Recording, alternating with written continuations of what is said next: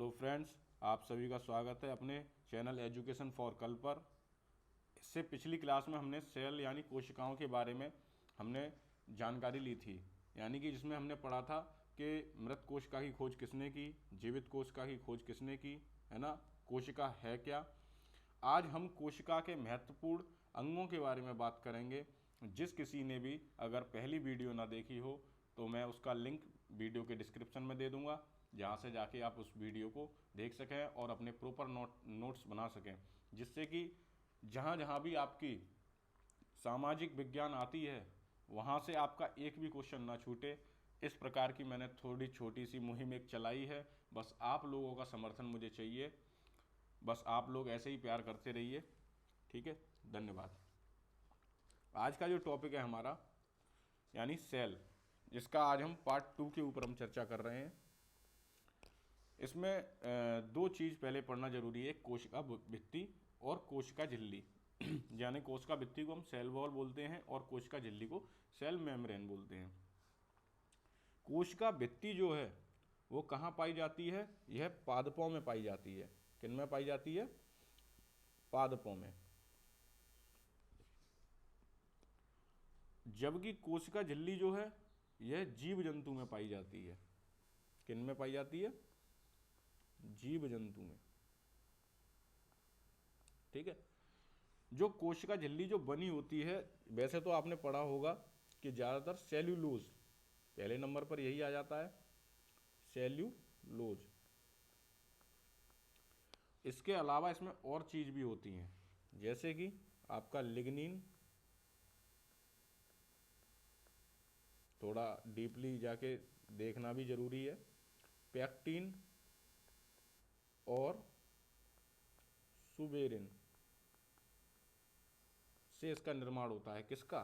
Cell wall का। और कोशिका झिल्ली जो बनी होती है वो किसकी बनी होती है? वो प्रोटीन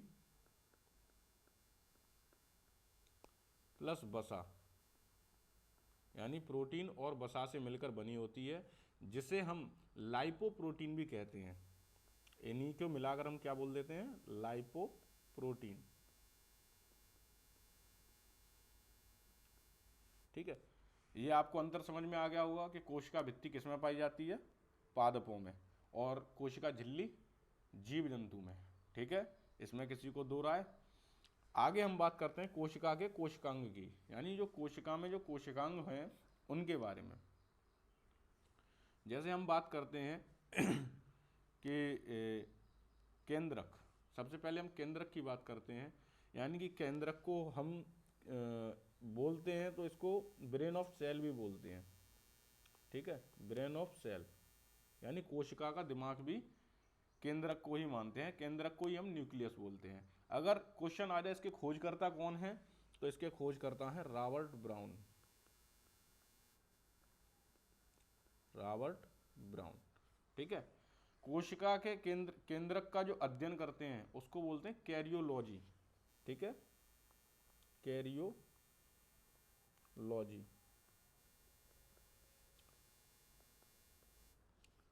अच्छा, सीपीयू मैंने क्यों लिखा है?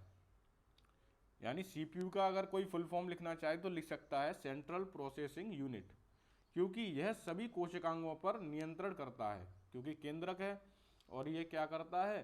सभी कोशिकांगों में देखो आपके आ जाते हैं, रसदानी है, माइटोकॉन्ड्रिया है ना, और आपकी गोल्जी काय है, ऐसी बहुत सी हैं। इन सभी पर क्या करता है? ये कंट्रोल करता है, इसीलिए इसे सीपीयू भी कहते हैं। कोशिकांगों पर नियंत्रण करता है इसलिए। ठीक है, लिख देता हूं मैं, कोशिकांगों पर नियंत्रण, कोशिकांगों पर नियंत्रण, इसलिए इसको हम क्या कहते हैं? सीपीयू बोलते हैं। ठीक है, छोटे छोटे पॉइंटों में मैं करा रहा हूं जिससे कि आपको बहुत आसानी से ये याद हो जाए। अच्छा, केंद्रक में इनमें क्या होता है? यहां मैं एक काम करता हूं, यहां पर शॉर्ट में लिख ले रहा हूं केंद्रक, फिर इसके इर्द गिर्द घुमा के बताता हूं। स्वयं का डीएनए होता है, स्वयं का डीएनए। ठीक है, केंद्रक में क्या होता है? स्वयं का डीएनए होता है। ठीक है, केंद्रक में प्रोटीन कितनी होती है? प्रोटीन आपकी 80% प्रोटीन होती है और डीएनए कितना होता है 10%। ठीक है, केंद्रक के पास प्रोटीन होती है 80% और डीएनए होता है 10%। इसका स्वयं का डीएनए होता है। केंद्रक का अध्ययन जो कहलाता है वो कैरियोलॉजी कहलाता है, खोज करता है रॉबर्ट ब्राउन। ठीक है, इसके अंदर दोहरी झिल्ली होती है। कैसी? केंद्रक में दोहरी झिल्ली।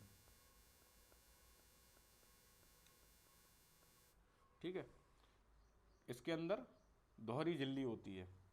ठीक है, नेक्स्ट पॉइंट की बात करूं, केंद्रक में छोटे छोटे केंद्रिकाएं पाई जाती हैं। छोटी छोटी केंद्रिकाएं किसके अंदर? केंद्रक के अंदर छोटी छोटी केंद्रिकाएं पाई जाती हैं। देखो, केंद्रिकाओं की खोजकर्ता आप लिख लो फोन्टान। ठीक है, ये इसके खोजकर्ता हैं। अच्छा, केंद्रक के अंतर्गत आपको धागेनुमा संरचनाएं पाई जाती हैं। केंद्रक के अंदर ही क्या? धागेनुमा संरचना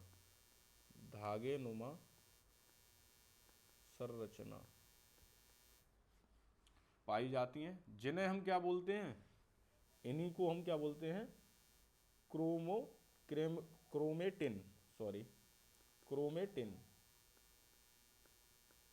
ठीक है, धागेनुमा संरचना को हम क्या बोलते हैं?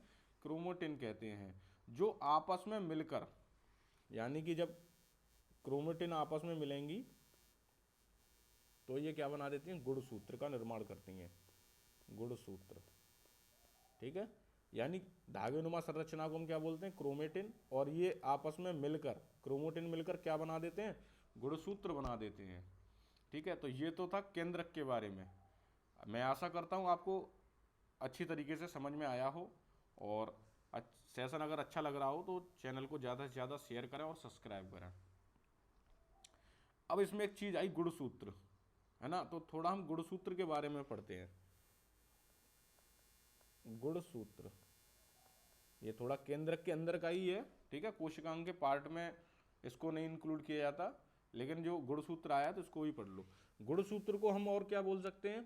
क्रोमोसोम भी बोलते हैं। ठीक है, क्रोमोसोम।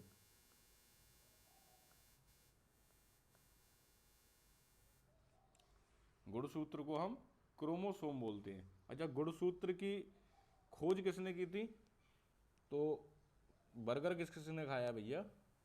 खोजकर्ता के बारे में तो स्ट्रॉस बर्गर, ये हमारे गुणसूत्र के खोजकर्ता का नाम है। अच्छा, गुणसूत्र नाम किसने दिया? तो इसका नाम भी आप लिख लीजिए। नाम दिया किसने? वॉल्डे मेयर ने। वॉल्डे मेयर, ये तो हो गए हमारे खोजकर्ता।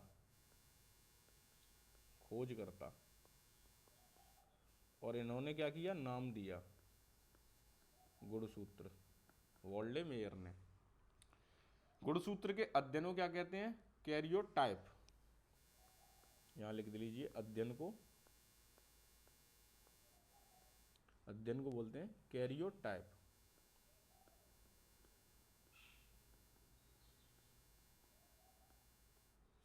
ठीक है, और गुणसूत्र का काम देखो सभी को पता है, आनुवांशिक लक्षणों को एक पीढ़ी से दूसरी पीढ़ी तक पहुंचाना किसका काम है? गुणसूत्र का, जिन्हें हम जीन कह देते हैं। ठीक है, तो मनुष्य में गुणसूत्र की संख्या कितनी है? मनुष्य में गुणसूत्र 23 जोड़ी, है ना? 23 जोड़ी। अगर अलग अलग बात करी जाए तो 46 हो जाते हैं, है ना? जोड़ों में पूछा जाए तो 23 जोड़ी, और वैसे पूछा जाए तो 46 गुणसूत्र होते हैं, जिनमें 44 सूत्रों को कायिका गुणसूत्र कहते हैं। अगर आप लिखना चाहें तो इसमें लिख लो, जिनमें 44 गुणसूत्रों को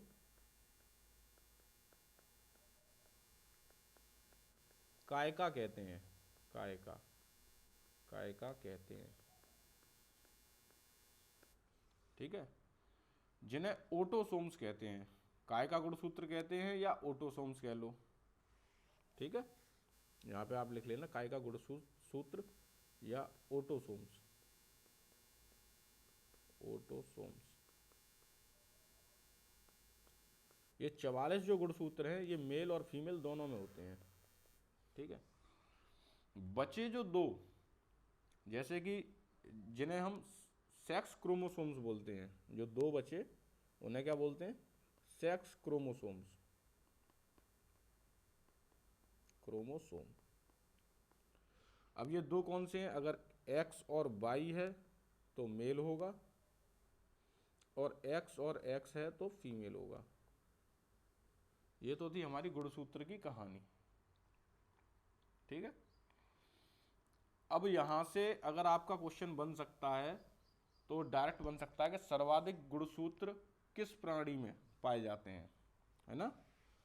एक तो लिख लो यहाँ पे पॉइंट करके, सर्वाधिक गुणसूत्र, सर्वाधिक गुणसूत्र प्राणी, तो वो है आपका हर्मिट क्रैब, हर्मिट क्रैब, जिसमें 254 गुणसूत्र होते हैं। सजीवों में गुणसूत्र,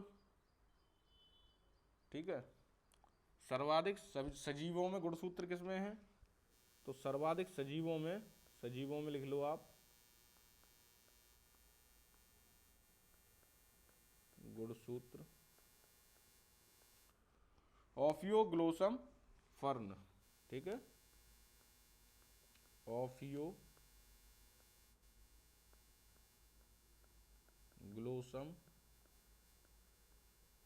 फर्न 1260। ठीक है, अब ये तो कहानी हमने पढ़ी गुणसूत्र की कि ये गुणसूत्र होते हैं। फिर इसमें एक चीज और आई थी आपकी, डीएनए, है ना, डीएनए। तो डीएनए और आरएनए को भी हम अभी समझ लेते हैं, जिससे कि हमें आगे कोई परेशानी ना हो। देखो, सेल जो चैप्टर है ये कोई छोटा चैप्टर नहीं, काफी बड़ा चैप्टर है, और इसको समझने के लिए आपको पहले इन चीजों को समझना पड़ेगा। तो आप हेडिंग डाल लीजिए न्यूक्लिक एसिड, न्यूक्लिक एसिड। इनको दो भागों में बांटा गया है। एक आप डाल लीजिए डीएनए, दूसरा डाल लीजिए आप आरएनए। ठीक है, न्यूक्लिक एसिड के खोजकर्ता का नाम और लिख लीजिए आप, फ्रेडरिक मिसर, फ्रेडरिक मिसर। ये कौन है? न्यूक्लिक एसिड के खोजकर्ता हैं। अब डीएनए की फुल फॉर्म होती है आपकी डीऑक्सी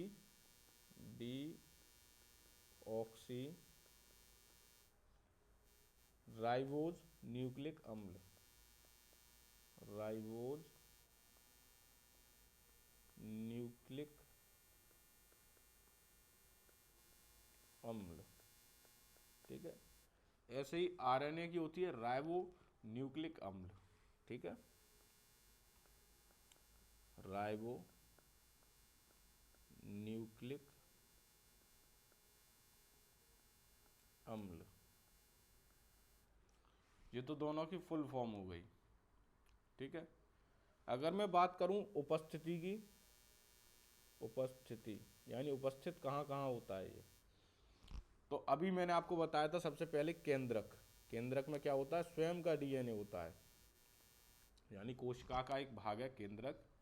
ठीक है, प्लस माइटोकॉन्ड्रिया, माइटोकॉन्ड्रिया,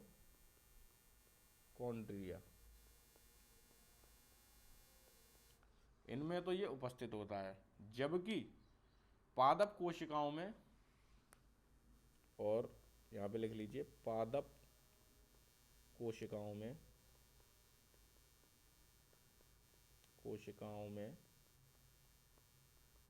लवक में उपस्थित होता है। किसमें? लवक में, लवक में उपस्थित होता है।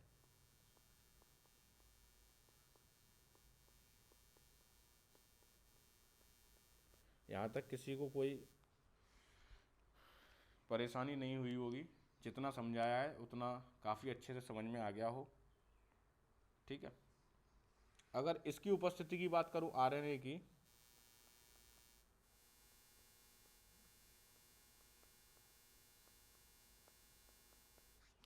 अगर मैं आरएनए की उपस्थिति की बात करूं तो आरएनए होता है हमारा कोशिका द्रव्य में।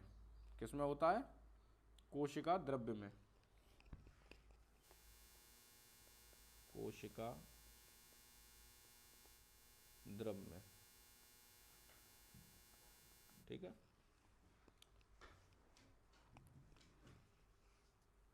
डीएनए न्यूक्लियोटाइड का बहुलक है। डीएनए जो है हमारा, ये किसका? न्यूक्लियोटाइड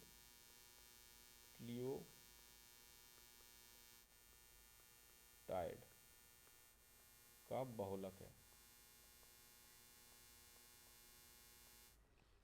ठीक है, न्यूक्लियोटाइड में आपके में क्या क्या शामिल है वो आप लिख लीजिए। देखो, शर्करा,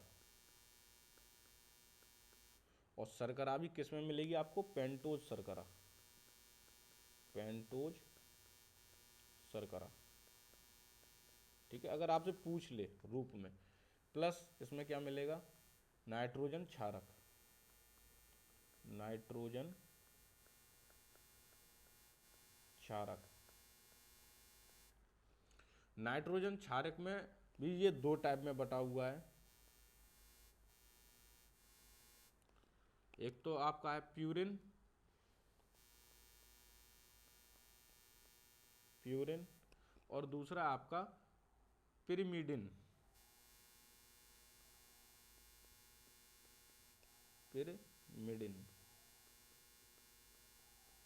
ठीक है, यहां तक किसी को कोई दिक्कत? प्यूरिन और पिरिमिडिन।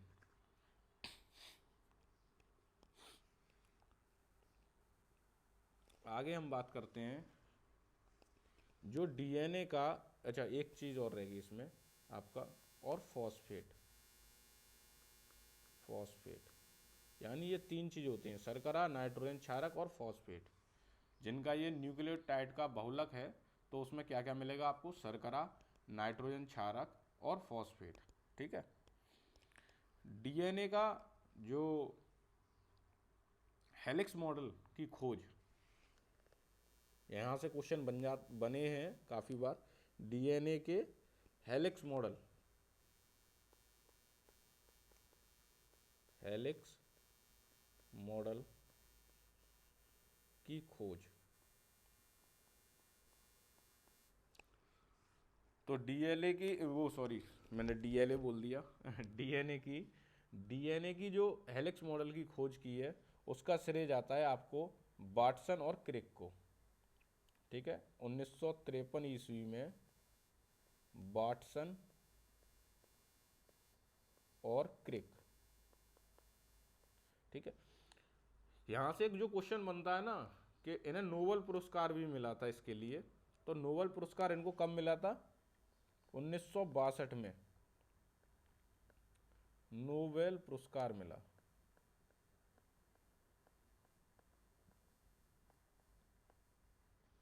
ठीक है, हेलिक्स मॉडल की अगर मैं बात करूं तो कुछ इस प्रकार से, देखो आर्टिस्ट तो नहीं है पर कोशिश करते हैं, है ना। ये हेलिक्स मॉडल है, इसको डबल हेलिक्स या द्विकुंडलित क्या बोल सकते हैं?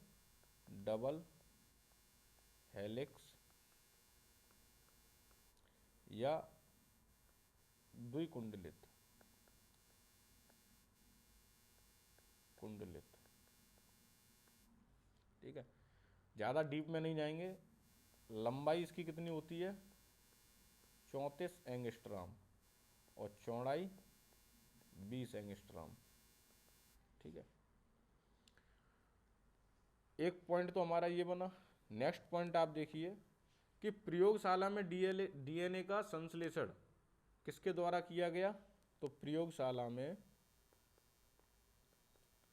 प्रयोगशाला में डीएनए का संश्लेषण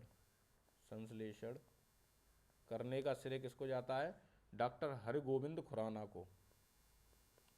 हरगोविंद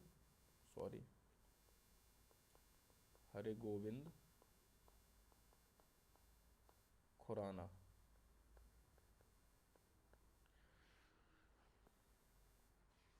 अच्छा, प्रत्येक व्यक्ति का डीएनए सेम तो होता नहीं है, सभी का कैसा होता है? भिन्न होता है। तो डीएनए भिन्न होने की वजह क्या है? डीएनए भिन्न होने की क्या वजह है? तो वो है नाइट्रोजन क्षारक। नाइट्रोजन क्षारक। अभी मैंने आपको बताया था नाइट्रोजन क्षारक को दो भागों में बांटा गया है, प्यूरिन और पिरिमिडिन। ठीक है, अब थोड़ा उनके बारे में देखते हैं कि 4 नाइट्रोजन क्षारक होते हैं इसमें। 4 नाइट्रोजन क्षारक होते हैं। नाइट्रोजन क्षारक, ठीक है। तो आपके प्यूरिन में आपके आते हैं ए और सी, यानी कि मैं इस तरीके से लिख दे रहा हूं दोबारा से। प्यूरिन में आपका मिलेगा एक ए और एक मिलेगा आपका सी। ए यानी एडिनिन और सी यानी साइटोनिन।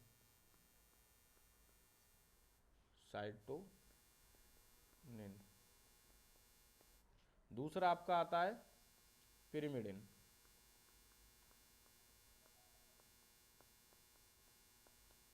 एक सेकेंड, एक गड़बड़ हो गई, इसमें ए और जी आता है।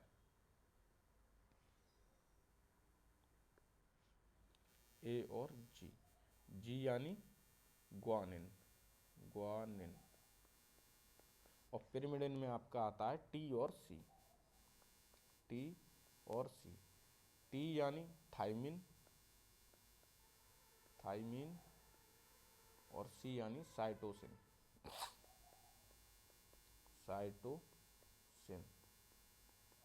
ठीक है, तो ये तो थी डीएनए के बारे में जानकारी।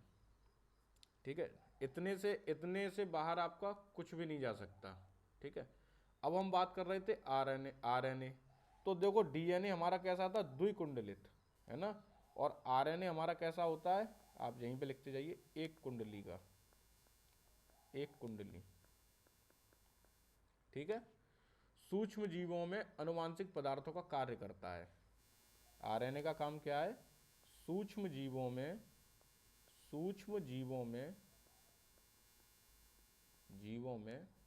अनुवांशिक पदार्थों का कार्य। अनुवांशिक पदार्थों का कार्य। ठीक है,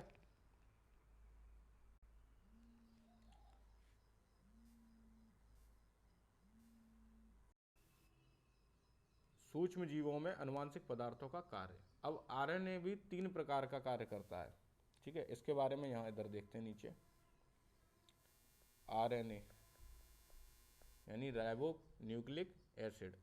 ठीक है, तो ये 3 प्रकार से कैसे कार्य करता है इसको भी समझते हैं जरा।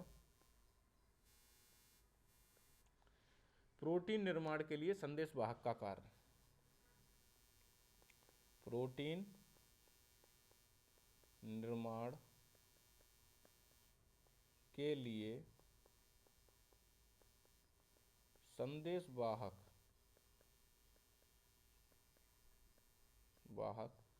का कार्य।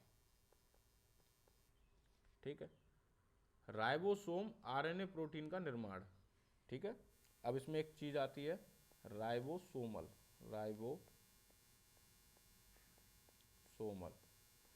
जो क्या करेगा? आरएनए प्रोटीन का निर्माण।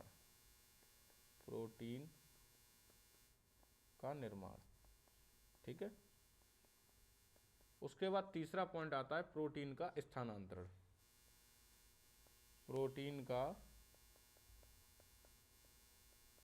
स्थानांतरण।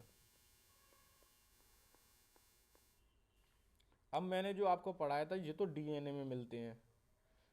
आपका एडेनिन, ग्वानिन, थाइमीन और साइटोसिन। ठीक है, आरएनए में भी 4 नाइट्रोजन क्षारक मिलते हैं।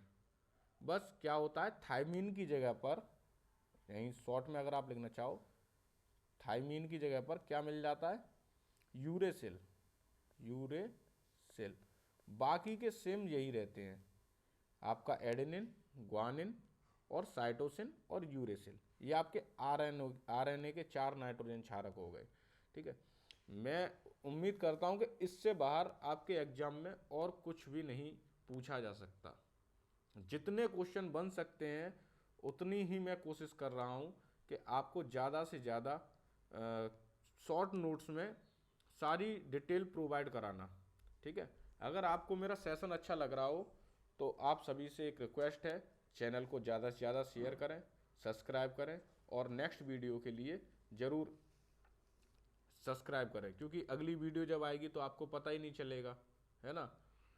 इसके बाद हम जो मेन टॉपिक है हमारा, यानी हम कोशिकांगों की बात कर रहे थे, तो उसके ऊपर वीडियो ज़्यादा लंबा हो जाएगा, तो उसके ऊपर हम कल चर्चा करेंगे।